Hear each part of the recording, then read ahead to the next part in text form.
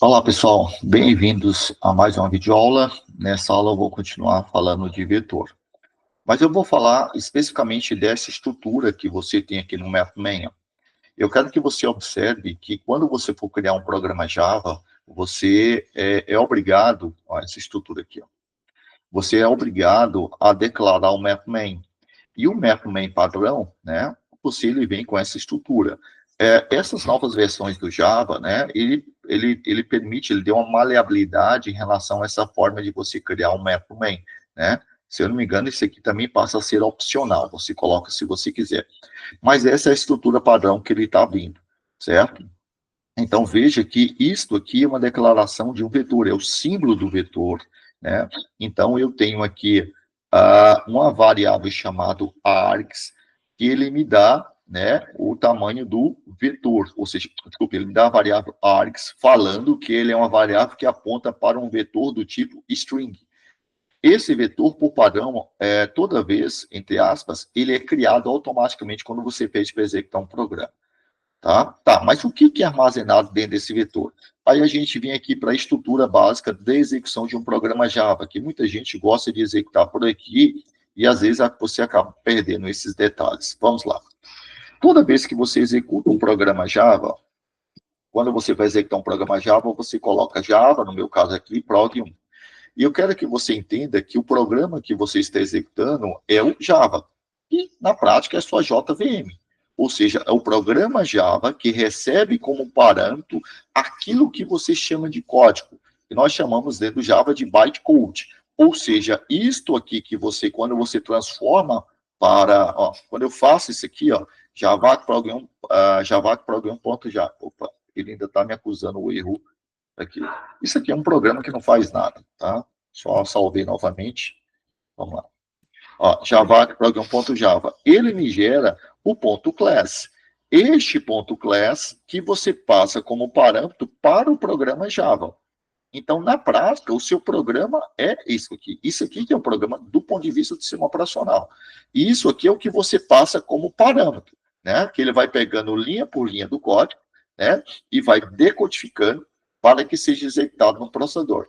Tá? Então, na prática, o seu programa é isso aqui. Aquilo que você chama de programa, né? Que a gente fala que é o programa, que é o bytecode, né? Que você gera, ou seja, o ponto class que você gerou a partir de um código fonte Java, ele é passado como parâmetro para esse programa decodifica essas instruções para que o processador entenda, né? Aí ele passa a executar. Esse é um motivo do porquê que fala que a linguagem Java é interpretada. Na prática, se você não tiver esse programa, não tem como você executar um programa Java. E quando é que você instala esse programa? Quando automaticamente você instala a JVM. Tá? Por que eu estou falando isso para você? Tá? E como é que eu faço para passar programas para cá? Ou seja, para este vetor. Se passar programas, não, passar dados para esse vetor. É tudo que você escreve na frente do seu programa. Por exemplo, posso escrever IFTO. Ó, eu vou dar um Enter, ele não vai me reclamar e vai executar automaticamente. Então, na prática, toda palavra que você passa para cá, ele joga dentro desse vetor. Toda palavra que você digita acima disso aqui. Então, eu posso digitar. E quantos elementos tem dentro do vetor? Ele contabiliza por espaço, ó, IFTO, campos, palmas. Então, como eu coloquei aqui, ó, três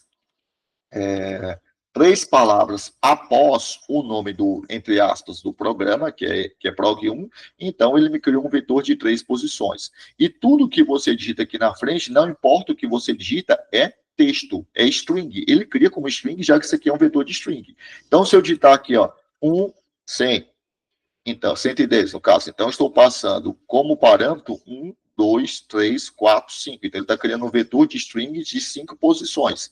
Isso aqui é texto. Isso aqui é texto. Ou seja, é string. Então, na prática, como você vai guardar no vetor de string, isso aqui tudo é visto como string.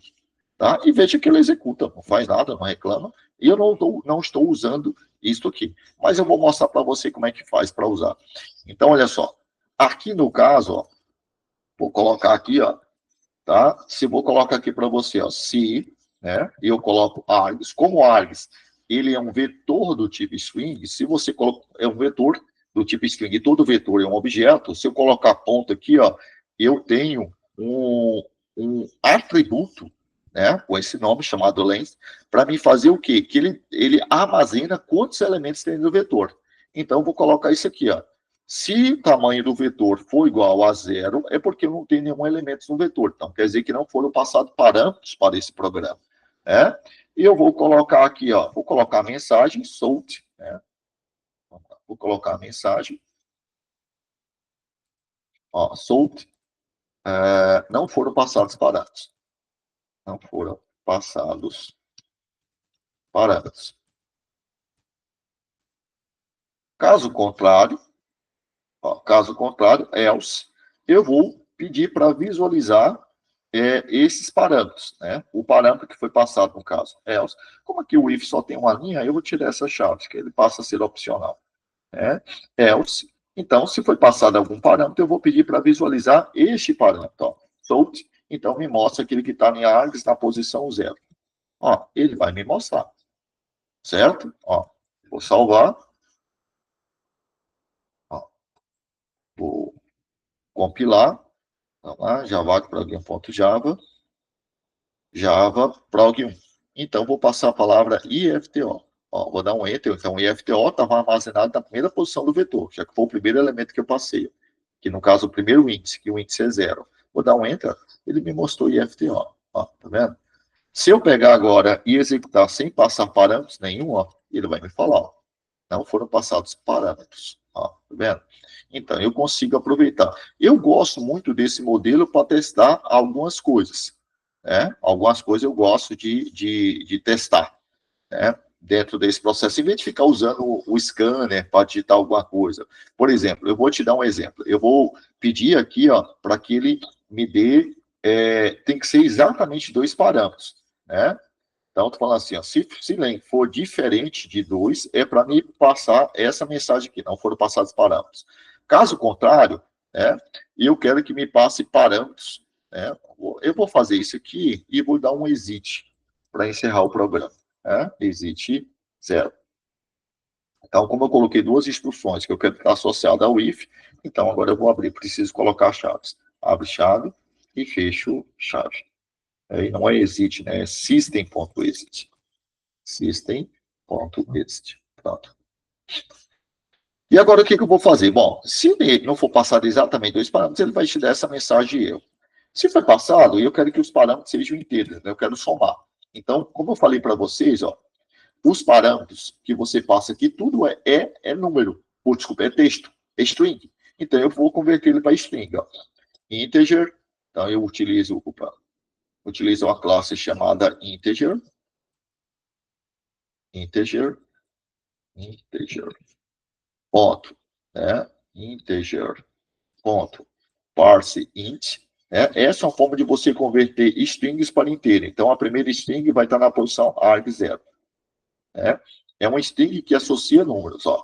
Int y, vou fazer agora, ó, mesmo processo, ó. Integer,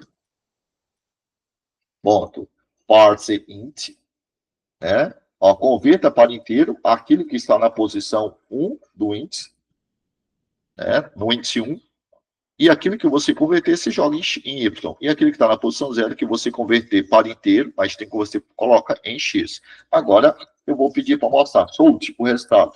Né? Eu vou pedir para mostrar o resultado de X mais Y. Resultado, então, eu vou colocar aqui mais X mais Y. Então, agora eu vou apresentar o processo de soma. Por que eu precisei fazer isso aqui? Porque aquilo que você digita que passa como parâmetro para o main são strings. Então, eu preciso converter esse string para inteiro, e essa é a forma que a linguagem de programação me fornece para fazer isso. Então, agora, ó, se eu pegar e colocar Java... Opa, não, esse aqui não, tem que compilar primeiro, porque eu alterei o código. Mas Java aqui, ó, compilei, agora eu vou executar. Java FTO, não, Java 1. Ó, passei só um parâmetro, não foram passados parâmetros, eu passei só, vou passar 1 e 2. Ó, vou dar um Enter, resultado 3. Ele pegou e somou.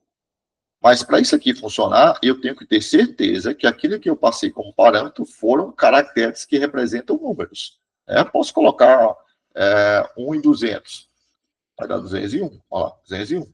Agora, se eu pegar e colocar, eu não fiz nenhuma arrumação ali, mas se eu colocar 1 e A, eu não consigo somar. Isso aqui não tem como você converter de A para um número. Você fala assim, eu posso usar a tabela ASCII, mas o que eu estou fazendo aqui, quando você usa esse método, ele está partindo do pressuposto que isso aqui é um caractere que representa o número, né? É um caractere 1 que representa o número 1. Isso aqui é um caractere A que não tem nenhum número associado a ele. Aí você fala assim, eu tenho um número associado na tabela ASCII. Não, eu quero que o caractere seja número, eu não quero que seja do alfabeto de A a Z.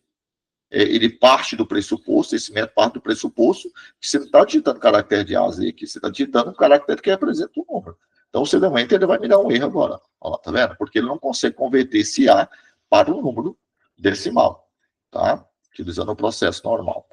Tá ok, pessoal? Eu gosto muito dessa forma para não ter que digitar scanner, aí coloca o valor, digite o valor, tá? Então, eu já passo direto, né? Essa forma de programa é bastante útil, depende do que você vai fazer. Tá ok, pessoal? Era isso. Até a nossa próxima videoaula.